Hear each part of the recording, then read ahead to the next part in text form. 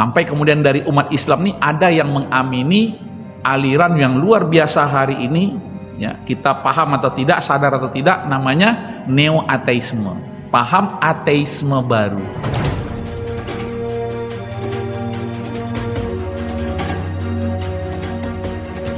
Allahumma inna nas'aluka ridhaka wal jannah wa na'udzubika min sakhatika wan nar, amin ya rabbal alamin.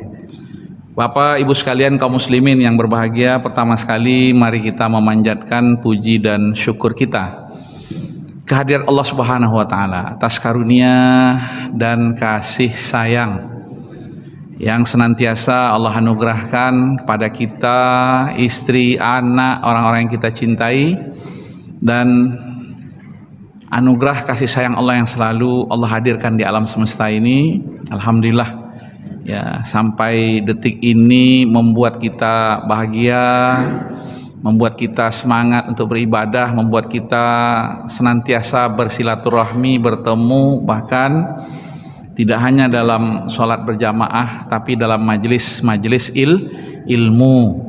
Majelis ilmu ini, ya, identik dengan apa? Taman-taman surganya Allah Subhanahu wa taala. Jadi beruntung kita ini yang dipilih oleh Allah. Kita ini dipilih oleh Allah untuk hadir dalam taman-taman, di taman-taman surganya Allah Subhanahu wa taala. Mudah-mudahan setiap letih barangkali hari ini dari aktivitas kita insya Allah berbuah semangat, motivasi, ya, dan senantiasa istiqomah dalam amal-amal soleh, amin ya rabbal alamin. Yang kedua, mari kita bersolawat dan menyampaikan salam kepada Nabi kita, teladan kita, Rasulullah Sallallahu Alaihi Wasallam, dengan mengucapkan Allahumma salli ala Sayyidina Muhammad wa ala ali Sayyidina Muhammad. Assalamu alayka ya Rasulullah. Kita sudah masuk kajian kepada jenis-jenis fitnah dan masuk kepada jenis-jenis fitnah akhir zaman yang berkaitan dengan waktu. Ada yang berkaitan dengan waktu, ada yang berkaitan dengan tempat. Nah, kita masih berkaitan dengan waktu. Pada pertemuan yang lalu kita bicara tentang bagaimana Umar Ibn Khattab menjadi bagian dari pintu, ya, yang pintu yang kemudian ketika Umar wafat itu menjadi apa? Terbukanya pintu fitnah. Jadi tertutupnya pintu fitnah yang lebih besar dengan, ya, masih hidupnya Umar Ibn Khattab. Nah, wafatnya Umar Ibn Khattab menjadi pintu terbukanya fitnah yang lebih besar. Dan itu hasil diskusi, ya, muzakarah seorang Umar Ibn Khattab ketika itu menjadi khalifah di hadapan sahabat-sahabatnya. Dan di antara sahabat itu ada sahabat yang sangat menguasai sekali tentang, ya, hadis-hadis Rasulullah atau nubuat Rasulullah Sallallahu Alaihi Wasallam yang terkait dengan fitnah akhir zaman, yaitu Huzaifah ibnul Yaman, ya. Sehingga ketika Umar ibn Khattab mengatakan apakah pintu itu, ya, dibuka atau dihancurkan, kemudian Huzaifah mengatakan dihancurkan. Artinya syahidnya Umar ibn Khattab, wafatnya Umar ibn Khattab, pertanda pintu fitnah yang lebih besar itu mulai terbuka. Nah, kita melihat rentetan peristiwa yang luar biasa dengan wafatnya Umar ibnul Khattab, syahidnya Utsman ibnu Affan, ya, itu karena fitnah. Kemudian terjadinya firqah, ya, munculnya aliran kelompok yang keluar dari Islam seperti Khawarij dan Rafidhah yang kemudian menjadi namanya Syiah, ya, sampai hari ini. Nah, Syiah ini namanya istiqomah sampai hari ini. Kalau Khawarij sifatnya, jadi Khawarij lebih ke sifatnya. Tidak ada yang berani kalau sampai hari ini mengatakan kelompok Khawarij tapi ada yang berani mengatakan kelompok Syiah, ya, karena Khawarij ini Masya Allah, ya, mereka yang yang sudah keluar dari hukum Allah. Dan ketika itu di zaman Ali bin Abi Thalib, ya, mereka ini seperti yang disifati oleh Rasulullah SAW, yaqra'unal Quran, Mereka ini orang-orang yang membaca Al-Quran. Tapi kata Rasulullah, la yujawizu hanajirahum. Mereka membaca Al-Quran itu hanya sampai kepada kerongkongan, tidak sampai ke hati mereka. Kemudian Rasulullah SAW menjelaskan, yamruquna minal islami kama yamruqus syahmu minar ramiyah. Mereka ini berbondong-bondong keluar dari Islam, ya seperti apa, anak panah yang ya dikeluarkan atau dilesatkan dari busurnya. Nah, ini yang kita sebut dengan nubuat. Nubuat itu adalah ya an-naba, informasi, berita yang disampaikan oleh baginda Nabi kita, dan kemudian berita itu terjadi. Karena apa? Yang disampaikan oleh Nabi itu adalah wahyu dari Allah Subhanahu wa taala. Nah, kemudian yang kedua, terkait dengan jenis fitnah yang berkaitan dengan waktu itu, Rasulullah SAW menyebutkan ya, dari satu waktu ke waktu yang berikutnya itu kondisi zaman ya akan semakin buruk. Nah, ini secara letterlek kalau hadisnya seperti itu yang disebut oleh Rasulullah SAW. Semakin hari, semakin ke akhir zaman, maka kondisi semakin buruk. Ya, ini yang disampaikan oleh baginda Nabi kita Muhammad SAW.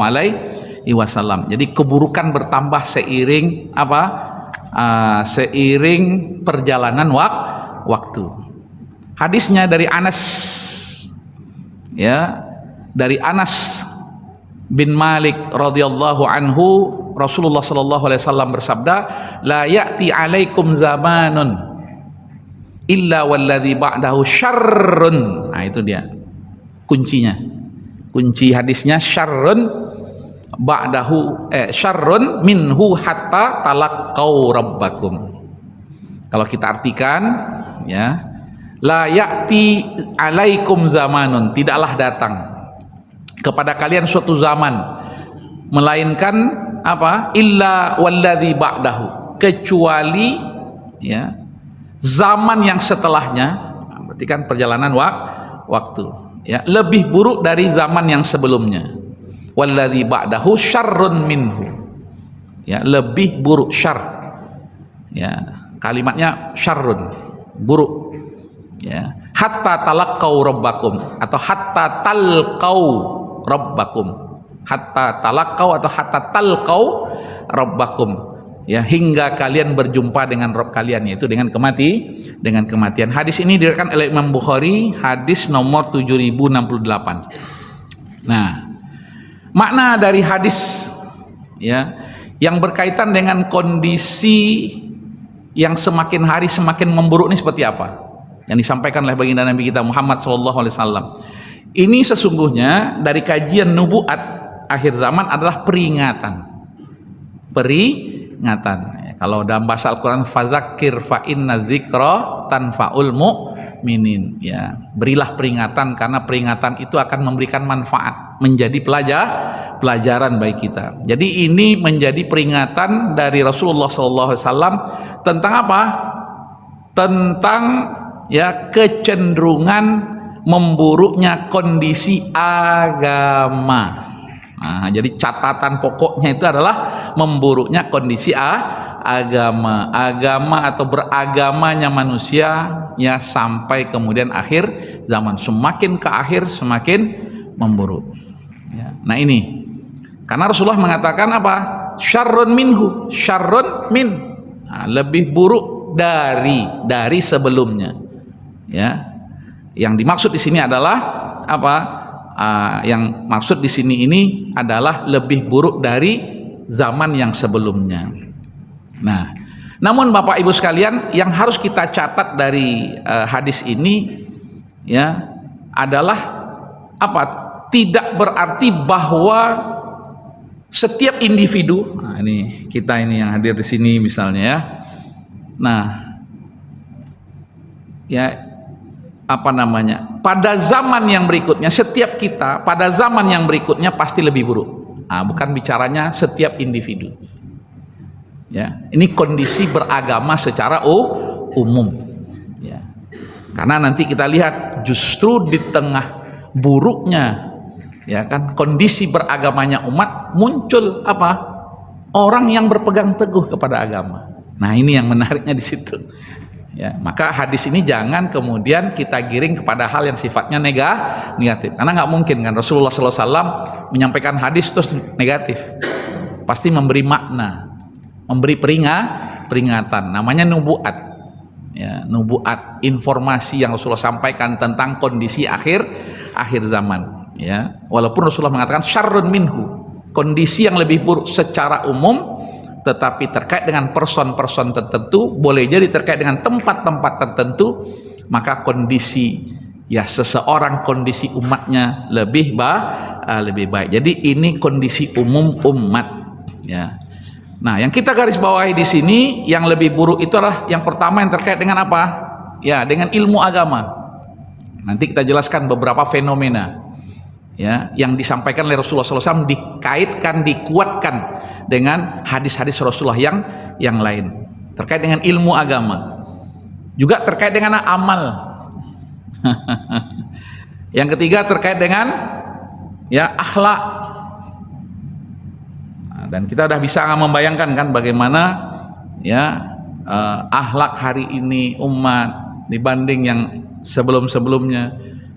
Begitu juga yang terkait keadaan umat ya yang berkaitan dengan munculnya berbagai fitnah, kemudian kemaksiatan. Sekarang ada yang mengatasnamakan seorang muslim, umat Islam, kemudian dia berfatwa dan fatwanya itu menormalisasi kemaksiatan, dan yang dinormalisasi itu tidak tanggung-tanggung, dosa besar. Menormalisasi perzinahan, menormalisasi apa, minuman keras ya, dengan cara diantaranya apa, membuat kaidah tafsir yang baru, namanya tafsir hermeneutika. Ini kalau disimpelkan namanya tafsir, mentafsirkan Al-Quran dalam konteks budaya. Coba Pak, ini kan luar biasa, ini kebodohan yang luar biasa terhadap apa? Terhadap Al-Quran dan yang berkaitan dengan ya Al-Quran. Cara menafsirkan Al-Quran, kita ini nafsirkan pakai sanad, mata rantai ya, khas, tidak bisa kemudian sembarang tafsir. Nah, mereka ini memakai salah satunya nih ya, pendekatannya namanya apa? Tafsir bukan, saya mohon maaf ya kalau disebut tafsir, sebenarnya pendekatan hermeneutika, pendekatan budaya. Sehingga dia katakan, oh dulu perzinahan itu dilarang karena begini, sekarang tidak ada masalah asalkan suka sama suka. Nah, ini ya yang sering sekali dalam kajian-kajian kita terkait dengan apa? Sekularisme atau liberalisme, dan diantaranya hasil produk liberalisme ini ya, mereka ini dokter. Kalau secara apa namanya nih, jenjang pendidikannya dokter. Apakah dia dokter dari Amerika misalnya?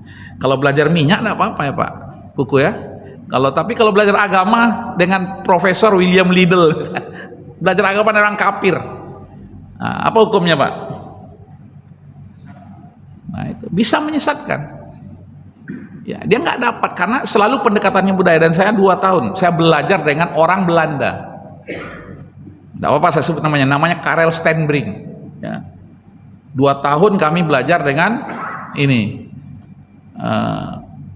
Karel Stenbrink, orang Belanda, dan dia ini menjadi murid dari Snoek Horgronje, dan kita semuanya tahu, apalagi yang paham tentang pemikiran Islam ya, Snoek Horgronje ini ya adalah orientalis ya, soal motif kita ya kita katakanlah nggak tahu motif orang, tapi dari ya pendekatan-pendekatan yang beliau lakukan, Masya Allah, dia selalu memberikan pendekatan kalau nggak sosiologi, antropologi, tapi dalam ilmu barat, sehingga selalu pendekatannya ya berkaitan dengan budaya. Coba doktrin agama dipakai pendekatan budaya, dan itu diamini dan menjadi kurikulum di ya, sekolah-sekolah tinggi ataupun di kampus-kampus universitas Islam ya di Indonesia. Ini luar biasa. Muncullah kemudian fatwa-fatwa menormalisasi dosa-dosa besar ya, sampailah membolehkan kawin sejenis ya, miris pasti. Nah, ini juga menjadi indikasi buruknya apa? Kondisi beragama umat. Nah, di sisi yang lain, keadaan umat secara umum juga adalah apa? Melemahnya pegangan umat ini terhadap kebenaran. Nah, ini Masya Allah ya, Bapak dan Ibu sekalian, yang dirahmati oleh Allah Subhanahu wa taala. Nah, inilah. Jadi bukan berarti yang dimaksud Rasulullah lebih buruk ini misalnya ya dari sisi teknologi, oh sekarang canggih. Apalagi kita ini dibantu oleh asisten. Namanya apa? Artificial intelligence, kecerdasan buatan. Terbantu, iya. Kedokteran sekarang canggih, alat kedokteran canggih-canggih ya. Dulu kita masih ingat kalau operasi, kalau udah namanya operasi itu udah trauma aja. Kalau sekarang insya Allah Ustaz aman karena canggih ya. Apa namanya alat-alat ya kedokteran. Transportasi juga demikian ya, walaupun masih ngutang katanya. Tapi kita melihat kecanggihan komunikasi, ekonomi dan lain sebagainya, ilmu pengetahuan. Nah, bukan ini yang dimaksud. Ya, bukan ini yang dimaksud apa yang lebih buruk ya, sebagaimana dikatakan oleh Rasulullah Shallallahu Alaihi Wasallam. Tapi kemajuan yang tadi nih, kalau ini berarti terkait dengan apa? Kemajuan material, ya kan? Nah, masalahnya kemajuan material hari ini ya bersamaan dengan apa? Kemunduran spiritual.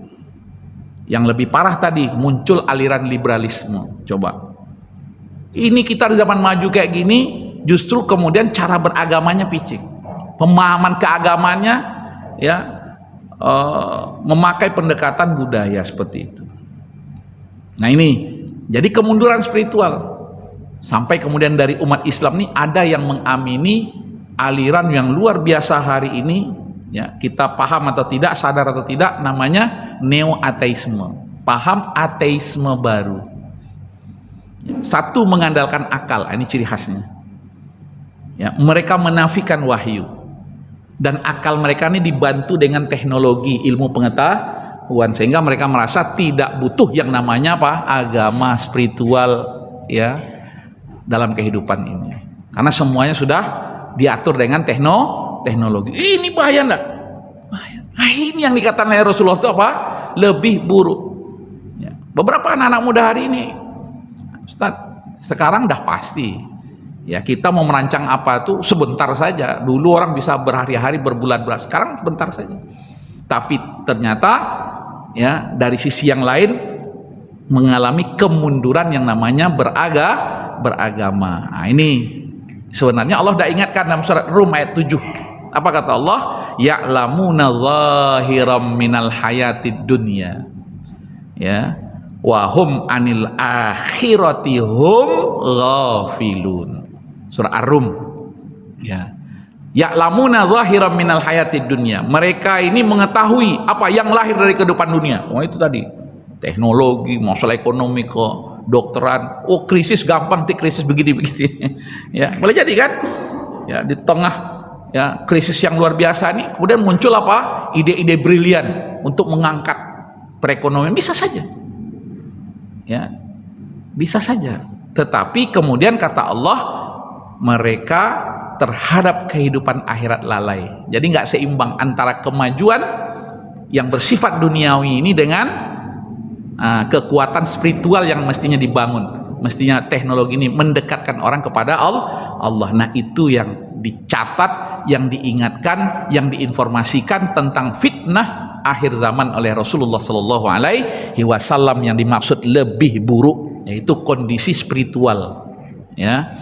Nah ini, karena itu Bapak Ibu sekalian, tentu ketika Rasulullah SAW mengatakan ya lebih buruk dari yang sebelumnya, maka disinilah ya kita menjadikan apa? Pelajaran bahwasanya kemajuan manusia ini jangan dijadikan satu-satunya tolak ukur. Sekularisme hari ini menjauhkan kita dari apa? Mizan, ukuran, timbangan yang sesungguhnya, itu timbangan agama. Coba Ar-Rahman 'allamal Qur'an khalaqal insana 'allamahul bayan was samaa rafa'aha wa wada'al. Kita lupa timbangannya itu ya adalah dari Allah Subhanahu wa taala, bukan kemajuan semata.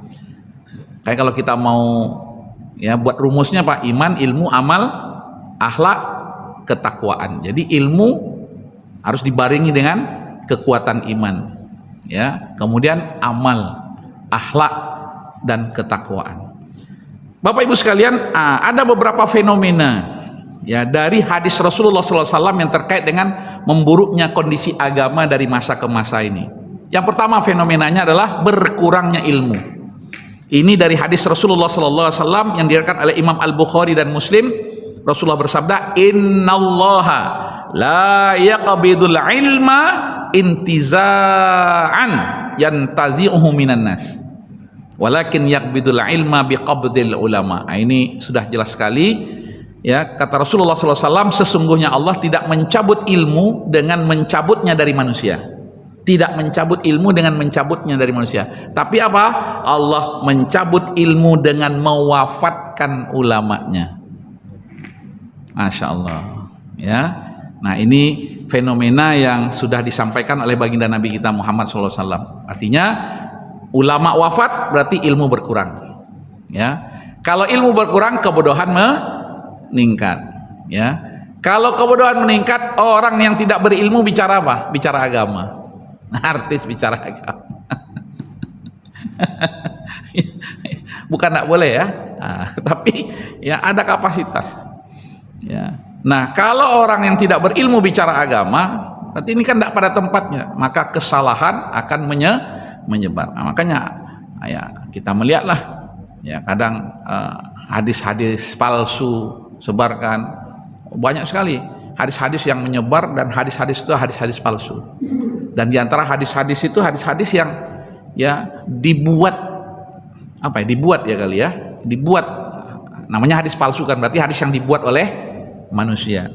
Yang dibuat oleh Syiah itu sampai segini nih hadis ya. Imam Syiah namanya Al-Kulaini, dia bahasa dia mengumpulkan hadis, tapi dia nih membuat hadis. Bayang nggak Pak ya, kalau mau ditengok nanti cari bukunya Al-Kafi ya, Imam Al-Kulaini, imamnya Syiah. Segini membuat hadis ini, satu pun tidak ada hadis dari Rasulullah SAW, tapi dinisbatkan kepada Rasulullah. Coba, kedustaan yang luar biasa. Dan ini sudah berapa abad yang lalu ya, abad ke-9 Hijriah. Nah, sekarang udah abad berapa nih? Abad ke-14, berarti udah berapa abad yang, kebayang nggak menyebarnya hadis-hadis Syiah ya. Nah ini ya, Masya Allah, luar biasa. Dan dari hadis-hadis itu yang kami coba kaji, Masya Allah ya, caci maki, dan itu menjadi bagian dari akidah. Coba, ada nggak akidah Islam mencaci maki istri Rasul, mencaci maki sahabat? Itu dalam buku namanya Al-Kafi ya. Ada yang dianggap permasalahan akidah, ada dianggap permasalahan sosial dan sebagainya. Nah, seolah-olah itulah dari Rasulullah. Bagaimana kehidupan Rasulullah SAW ya, yang penuh dengan caci maki, la haula wala quwwata. Ini fitnah yang luar biasa. Syiah ini memang fitnah yang luar biasa. Oke Pak ya, ini jangan dikaitkan dengan kondisi sekarang ya, nanti masalah. Ini kita bicaranya masalah apa? Orang yang tidak berilmu ya, pakai apa namanya, jubah, pakai ini ya, seolah-olah kemudian dia mengumpulkan hadis Rasulullah, kemudian menyebarkanlah hadis-hadis palsu ini. Masya Allah, tentu ini ya kesalahan yang menyebar. Nah, bagaimana dengan fenomena berkurangnya ilmu ini? Solusinya apa? Kita ingin dari kajian akhir zaman kita ini ada hadis yang disampaikan oleh Rasulullah tentang fitnah. Tapi apa solusinya? Rasulullah menawarkan juga solusinya. Fenomenanya lah berkurangnya ilmu dengan wafatnya ulama, maka solusinya adalah apa? Fas'alu ahla dzikri in kuntum la ta'lamun. Maka belajar agama secara terstruktur.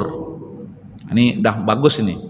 Makanya saya ini jadi PR saya nih untuk kajian akhir zaman, nubuat akhir zaman di Masjid Baitul Muktamar ini ya, bagaimana struktur kajian apa nubuat akhir zamannya di sini.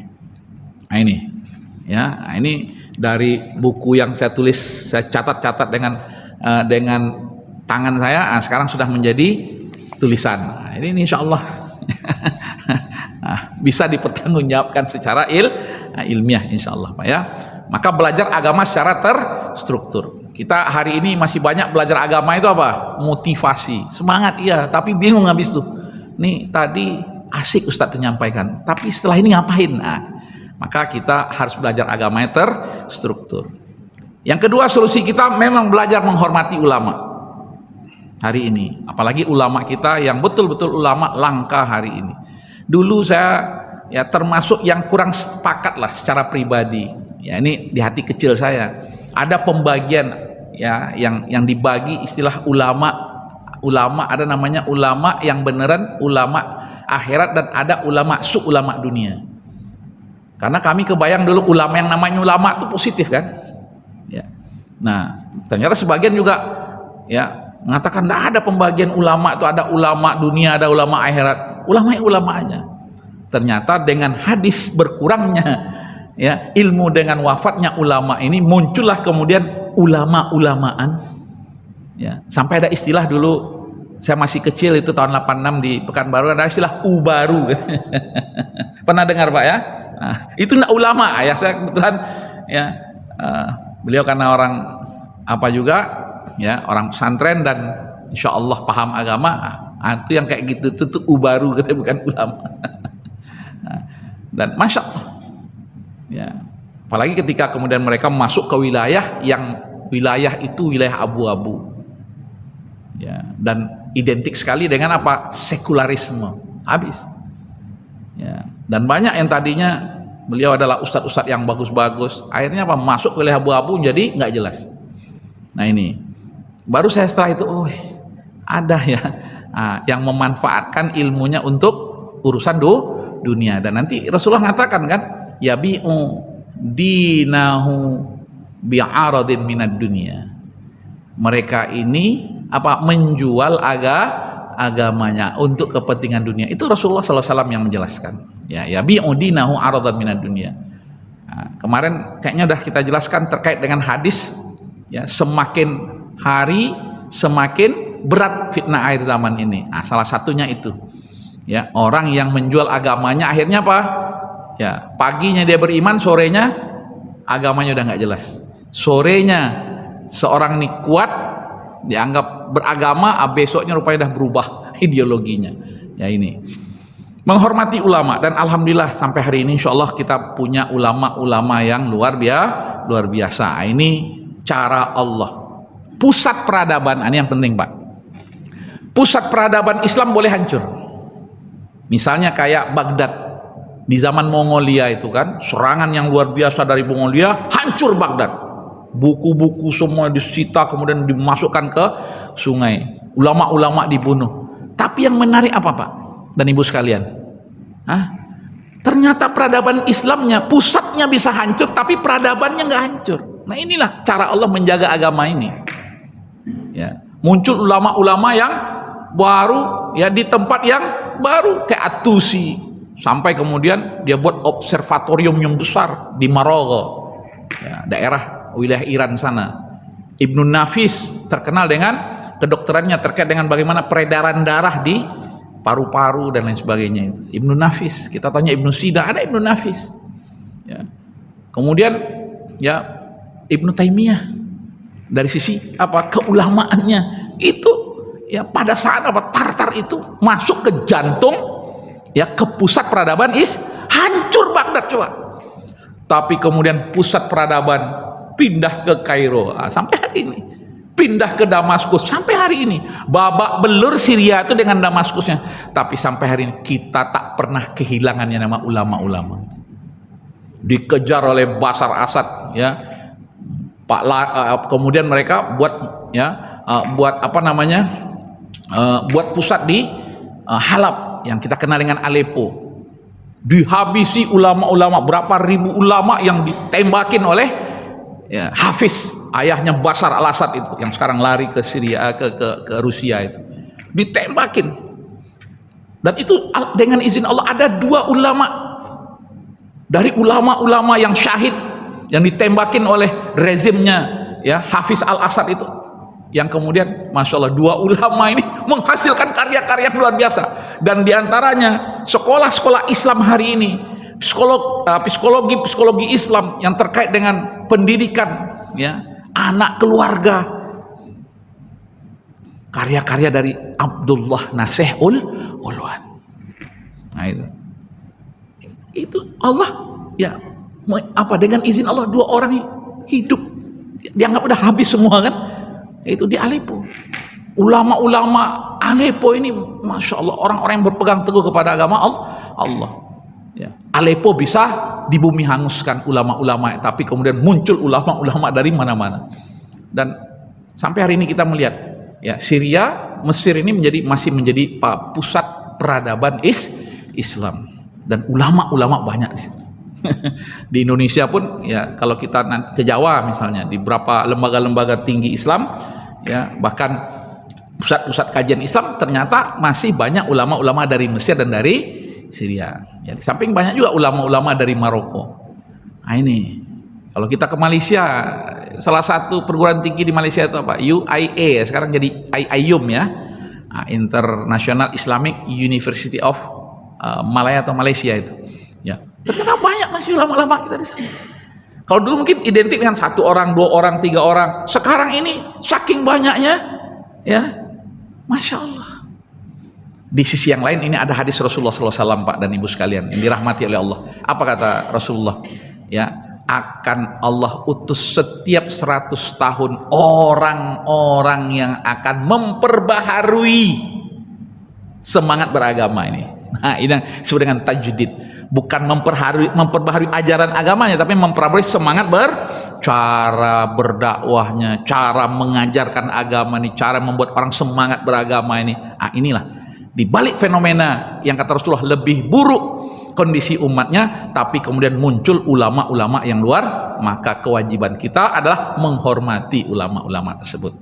Ya, kalau dulu itu tadi, ini nampak ya ulama-ulamanya. Ya, kalau kayak di Saudi misalnya ada Syekh bin Baz misalnya. Ya, kalau di dunia Islam ada Syekh Al-Qardawi. Kalau sekarang udah banyak. Di samping, mohon maaf, ya, yang sekulernya banyak juga. Kalau dulu tuh masih bisa kita data, si fulan, oh ini liberal ini, si fulan, ini sekuler ini, si fulan hantu belau ini, kan. Sekarang mereka banyak juga. Ya. Dari mana kita tahu? Kita dah lihat cara berpikirnya, cara bergeraknya. Makanya ya, ini pertarungan yang luar biasa. Maka jangan lupa kembali kita kepada apa? Tahu kita mana yang ulama yang sejatinya. Yang ketiga, ya, dari fenomena berkurangnya ilmu, ya, kemudian kita menghormati ulama ini, kemudian mengambil ilmu dari ahlinya. Kalau ilmu-ilmu dunia ini kita belajar dengan mentornya, dengan maestronya, masa kita belajar agama nggak dengan ulamanya? Maka ambil ilmu. Apalagi sekarang ini ada AI. Coba kebayang nggak kalau AI ini menjadi pengganti ulama? Sampah-sampah pun masuk ke otak kita nih. Nauzubillahi min dzalika. Ya. Kemudian yang luar biasa adalah apa? Membiasakan bertanya. Nah, ini yang disebut oleh surah An-Nahl ayat 43 itu fas'alu ahla dzikri. Ya, membiasakan bertanya. Dan Masya Allah hari ini, ya, semangat beragama, ya, dari masyarakat kita ini luar biasa. Ya, dan banyak program-program keagamaan yang, ya, luar biasa juga. Nah, sampai apa nih, ya, tempat kayak mana yang besar-besar tuh, aula-aula besar Pekanbaru penuh dengan anak muda remaja yang menghadirkan, ya, ustadz-ustadz, ya, ulama-ulama, ya, walaupun sebagian juga artis gitu. Tapi jadi catatan lah. Kadang inilah kalau yang ngundang yang mungkin lebih ini artisnya daripada ulama. Yang semestinya itu tidak boleh diumbar depan umum, masalah pribadi. Saya terus terang yang kurang setuju, ya.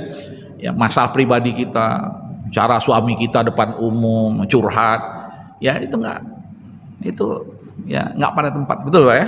Kalau saya salah diingatkan, itu enggak, ya. Nah, tapi itu menarik kan?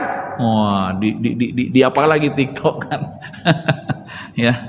Nah, kemudian jangan lupa bagaimana mengantisipasi berkurangnya ilmu dengan wafatnya ulama-ulama ini adalah dengan membangun lembaga pendidikan Islam. Makanya sanad itu, ya, banyak ulama hari ini berpendapat sanad, mata rantai ilmu itu tidak mesti dengan satu orang, tapi bisa dengan lembaga yang memang lembaga itu diperakui. Makanya boleh jadi, mohon maaf, ya, kita anggap seorang yang dianggap ulama Al-Azhar misalnya, kok fatwanya ini menyakitkan, menyesatkan, bisa saja, tapi Al-Azharnya sebagai sebuah lembaga, maka insya Allah menjadi lembaga yang bertanggung jawab ketika mengeluarkan yang namanya fatwa-fatwa. Boleh jadi seorang anggota MUI misalnya, ya, Dia mengeluarkan statement yang menyakitkan umat, tapi MUI secara kelembagaan, cobalah bayangkan tuh, itu gara-gara apa kemarin tuh? Yang baca surat ayat Al-Quran kemudian berhadiah miraj. MUI sebagai lembaga langsung turun. Ya, ini yang salut kita dari umat ini. Mungkin orang per orang nggak nampak ketokohannya, keulamaannya, tapi secara kelembagaan, ya. Masya Allah, lembaga-lembaga yang bisa diperakui produk-produk hukumnya. Dan dari MUI itu yang terkait dengan muamalah ada namanya Dewan Syariah Nasional. Sampai hari ini menjadi rujukan dunia bahkan. Ya, saya kenal dengan beberapa ulama kita di Dewan Syariah Nasional MUI. Masya Allah, mereka ini ya orang-orang yang luar biasa, luar biasa ilmunya, tawaduknya. Saya sampai ke rumah dia, bingung saya, ini dokter S1, S2, S3 dari Al-Azhar, kok rumahnya kayak, mohon maaf, menangis kita ini, ya Allah. Dan dia ya bersahaja saja, kadang dia ke Pekanbaru ini, karena dia menjadi Dewan Pengawas Syariah, salah satu bank syariah di sini. Nah, kalau ke sini dia kadang nelpon saya kan, ya. Dia paling suka kalau dibawa ke sini itu apa? Ikan patin. Anda ada di sana patin sungai gitu ya. Nah, jadi kalau ke sini nih, jangan lupa Ustaz, bawakan saya makan ikan sungai, ikan patin. Ini ilmunya luar biasa, ya. Dan memberikan solusi terutama terkait dengan masalah ekonomi, ya. Fatwa-fatwa yang berkaitan dengan muamalah ini, ya, membangun lembaga pendidikan. Dan jangan lupa kita perlu pusat-pusat, ya, atau apa namanya itu, bisa di lembaga pendidikan atau pusat-pusat yang mengkaderisasi ulama. Makanya pesantren-pesantren itu mesti punya program namanya kaderisasi ulama. Saya di Aufia itu 25 tahun. Insya Allah anak-anak kita ini menjadi ulama muda 25 tahun. Kalau 6 tahun belum. Itu menyiapkan calon ulamanya. 25 tahun. Maka saya buatkan blueprintnya. Apa yang menjadi target 25 tahun yang akan datang, dan berapa persen dengan izin Allah dari santri-santri ini yang mudah-mudahan akan menjadi ulama muda. 25 tahun ini ulama muda baru, ya. Kalau anak tuh masuk umur 12, ya kan, 12 ya masuk pondok. Apalagi kalau masuk pondoknya setingkat SMA udah umur berapa tuh? 15, 16 kan? Tambahlah 25, ya, 25 tahun yang kedepannya itu. Maka mereka insya Allah menjadi ulama-ulama muda. Ya, kita mengajarkan mereka agama ini mudah-mudahan, ya, menghasilkan ulama-ulama insya Allah. Nah, ini yang pertama, yaitu berkurangnya ilmu. Ini fenomena berkurangnya ilmu karena wafatnya ulama. Fenomena yang kedua, masih ada waktu kita insya Allah. Ini fenomenanya ada 8. Kita sampaikan aja dengan waktu kita, ya kan, tidak satu hadis kan, 2 hadis, tapi kita sambung menyambung dengan hadis-hadis, ya, yang ada. Jadi sekali mendayung, sekali kajian ini kita banyak juga dapat hadis-hadis Rasulullah, dan nanti begitu keulang-ulang akhirnya hafal juga, enak, ya. Banyak juga hafal hadis-hadis Rasul tentang nubuat akhir zaman. Fenomena yang kedua, munculnya orang berbicara agama tapi tanpa ilmu. Ini terjadi ini hari ini. Ini yang kata Rasulullah lebih buruk tadi. Ya, yang pertama berkurangnya ilmu dengan wafatnya ulama, yang kedua munculnya orang yang berbicara agama tanpa ilmu. Apa pesan dari Rasulullah SAW? Ya, mereka ini kata Rasulullah fasu'ilu, mereka bertanya, ada orang bertanya kepada mereka, lalu fa'aftu, mereka mengeluarkan fatwa, memberikan fatwa, tapi kata Rasulullah bi ghairi ilmin, mengeluarkan fatwa tapi tanpa ilmu. Ya. Apa kata Rasulullah? Fadallu wa adallu. Sehingga akhirnya sesat dan menyesat. Kan terjadi nggak hari ini? Ya. Saya tidak mau sebutlah orangnya, tokohnya, tapi ini memang orang liberal yang sudah disiapkan seolah-olah itu menjadi ulama dari ulama-ulama yang ada di Indonesia. Demi Allah, saya tidak mau nyebut namanya, tapi ini bukan ulama, ya. Dia ini dengan kawan-kawan liberalnya ya, ini dengan komunitas liberalnya dari dulu, kental dengan liberalnya, tahu-tahu menjadi imam suatu masjid. tahu-tahu kemudian sekarang menjadi rujukan umat Islam. Ini bahaya sekali. Ya, nah, ini perlu kita antisipasi dengan apa? Dengan caranya fas'alu ahlal dzikri. Ya, bertanya kepada orang-orang berilmu. Tanya kita banyak ulama. Ya, tapi tidak di forum umum kan, Ustaz. Boleh nggak kita bertanya, Ustaz itu gimana? Nah, apa yang ditanyakan misalnya? Nah, coba, kalau saya, ayo kita merujuk kepada kitab apa, kepada sumber yang otentik yang seperti apa. Nah, betul nggak yang difatwakan seperti itu? Ya. Sampai ya mereka ini menolak sesuatu yang sudah sesuatu yang sudah pasti dalam agama. Mereka ini bahaya sekali ini. Tapi mereka pula yang dipakai oleh pengambil kebijakan hari ini. Nah, ini akhirnya masyarakat bingung. Kenapa? Dia profesor doktor, Ustaz. Ya. Akhirnya agama itu akhirnya jadi opini saja. Ini dampaknya kalau orang berbicara tanpa ilmu. Kemudian akhirnya potongan-potongan videonya jadi kajian. Ini bahaya juga. Ya. Kemudian popularitas seorang dianggap ukuran. Popularitas bukan ukuran. Ukurannya apa? Al-Quran dan Sunnah. Maka ini perlu bertanya kepada orang berilmu, dan insya Allah banyak orang-orang yang berilmu. Dan Allah mengingatkan dalam surah Al-Isra 36, wala taqfu ma laisa laka bihi ilmun. Jangan sekali-kali mengikuti sesuatu, kata Allah, yang kamu tidak punya ilmu tentangnya. Wah, ini bahaya sekali. Ya. Nah, ini Imam Syafi'i saja, ya, dia katakan saya nggak tahu. Dan bahkan ya, dalam sebuah riwayat dikatakan Imam Syafi'i itu sampai nggak tidur. Ya. Karena apa? Mengkaji aspek-aspek hukum yang ditanyakan oleh masyarakat. Banyak sekali yang ditanyakan oleh masyarakat, dia kaji aspek-aspek hukumnya. Ya, sehingga memberikan jawaban kepada masyarakat. Karena dia belum tahu, ya dikaji dulu. Nah, ini banyak dari ulama-ulama. Apalagi sekarang kita punya lembaga-lembaga keagamaan, lembaga-lembaga fatwa tidak langsung biasanya. Di MUI misalnya punya bidang fatwa. Itu ya hal-hal yang baru, kayak di Jawa Timur itu yang heboh kemarin itu apa? Son Horej. Apa itu Son Horej itu? Tunggu tangannya musik-musik keras. Ada pro kontra juga kan? Tapi kemudian kajian-kajian yang luar biasa dari ulama-ulama kita, khususnya di Jawa Timur. Ya, saya alhamdulillah punya jaringan ulama-ulama Jawa Timur. Wah, mantap juga ulama ini kan. Apalagi orang-orang ini bicara ini masalah periuk nasi, kan begitu kan. Tapi masya Allah, mereka dengan kearifannya, kebijaksanaannya, ya keulamaannya, betul-betul menjadi apa? Menjadi apa namanya itu? Menjadi pelindung, pengayom masyarakat. Apalagi kalau ada orang Jawa Timur sini kan kita tahu tuh tabiat orang Jawa Timur. Saya 9 tahun di Jawa Timur kan.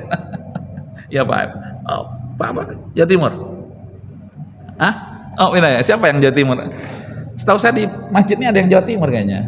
Siapa kemarin? Atau bukan di sini kali ya? Itu orang Sidoarjo ada di sini. Itu. Saya lain orang Jawa Timur, lain pula orang Jawa Tengah, lain pula orang Jawa Barat. Kalau saya samain ke Jawa Tengah, ke Solo, itu nanti beda pula dengan orang Semarang. Nanti beda pula dengan orang yang kesini nih, yang ngapak-ngapaknya ini. Ya, ini pengalaman juga, masya Allah. Tapi yang ulama-ulama ya, cuman cara berdakwahnya yang beda-beda. Karena apa? Kultur masyarakat Jawa Timur, Jawa Tengah dengan Jawa Barat ini beda-beda. Sama juga di sini kan, ya. Walaupun dikatakan semua Melayu, tapi kadang kultur kita juga beda-beda.